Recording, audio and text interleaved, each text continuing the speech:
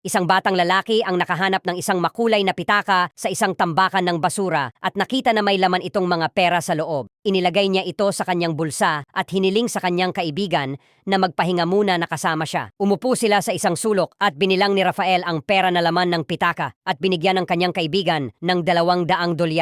At may nakita siyang ID na ang pangalan ay Jose at isang expired na lottery card at isa pang susi, yun lamang ang laman ng pitaka.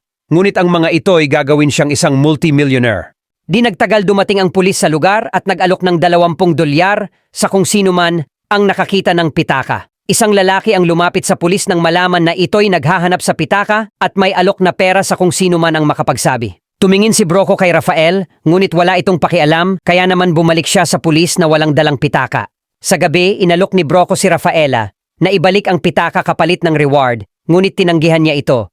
Ang pitaka ay naglalaman lamang ng $100, ngunit ang pulis ay nag-aalok ng $1,000, kaya halata na may iba pa itong gusto liban dito. Ganun pa man, kung ang pulis ay nag-aalok ng $1,000 ngayon, bukas sigurado sila na madadagdagan pa ito. Ngunit ang kanilang inaalala ay siguradong mahahanap din sila ng mga pulis. Kaya ang ginawa ni Rafael ay itinago niya ang pitaka sa lugar na mahirap hanapin. Nagtungo sila sa isang maruming lagusan at sa dulo nito ay tirahan ng isang batang lalaki na nagngangalang Uloy.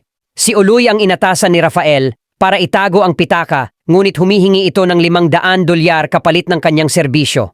Walang magawa si Rafael, kaya binigay niya ang hinihingi ni Uloy. Kinuha ni Uloy ang pitaka. Nang paalis na ito, tinawag siya ni Bruco. É isso que eles querem. E qual foi, mulher? Calma. Eu sei de onde essa história. Da onde? Ah, de iguais?